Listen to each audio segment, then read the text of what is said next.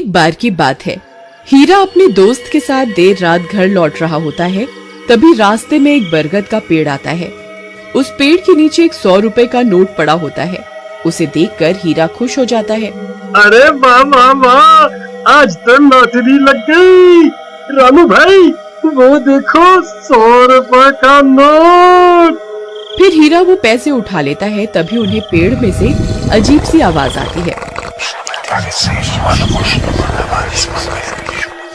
फिर वो जैसे ही ऊपर की ओर देखता है तो उन्हें पेड़ पर एक 2000 का नोट लगा हुआ दिखाई देता है। अरे रामू वो देख, इस पेड़ पर तो 2000 का नोट लगा हुआ है।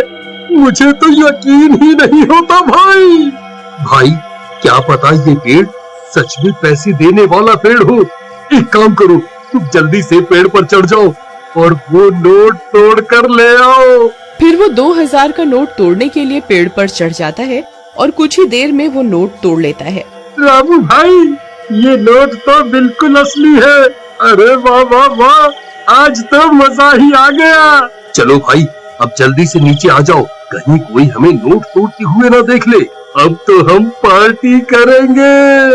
अरे हीरा भाई कहाँ रह गए? जल्दी नीचे आओ, कोई हमें देख ना ले। अरे हीरा भाई कहाँ रह गए? नीचे क्यों नहीं उतर रहे? कहीं तुम अकेले ही इन 2000 रुपयों को हजम तो नहीं करना चाहते भाई? तभी हीरा की चीखने की आवाज आती है। अरे क्या हुआ भाई, सब ठीक तो है? अरे यार क्या करूं, ये तो दिखाई भी नहीं दे रहा। अरे भाई तुम ठीक तो हो? क्या करूं? हाँ, मुझे ही ऊपर जाकर देखना होगा ये आखिर माजरा क्या है। फिर रामू भी पेड़ पर चढ़ने लगता है। तभी पेड़ से किसी के गुर्राने की आवाज आती है। रामू वहीं रुक जाता है। आई मम्मी, ये कैसी आवाज है? अरे कमबख्त हीरा, ये कैसी डरावनी आवाजें निकाल रहा है। मुझे पता है तू अकेला ही इन 2000 रुपयों को हजम करना चाहता है। आई मम्मी, कौन है भाई?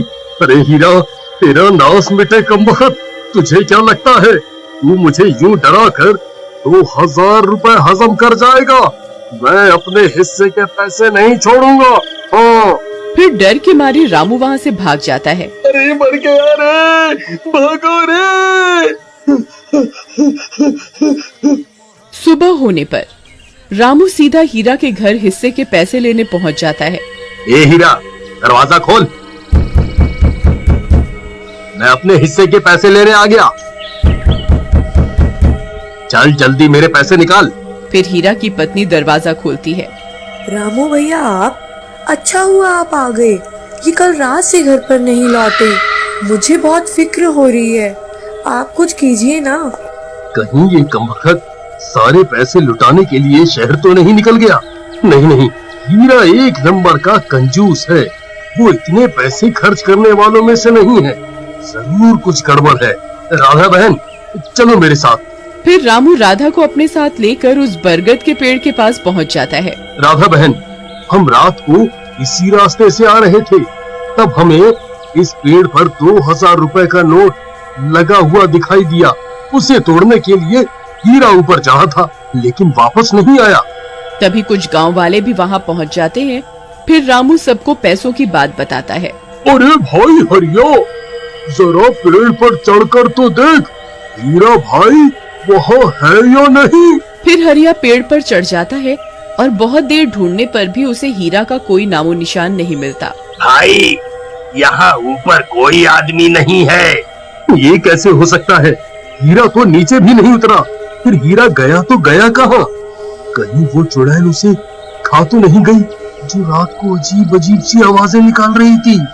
फिर सब गांव वाले वहां से चले जाते हैं और राधा रोने लगती है। जी आप कहाँ चले गए जी? अब मैं आपको कहाँ ढूंढूं? तुम रो नहीं बहन, हीरा जरूर मिल जाएगा। हम रात होने पर यहाँ दोबारा आएंगे। फिर वे दोनों भी वहाँ से चले जाते हैं।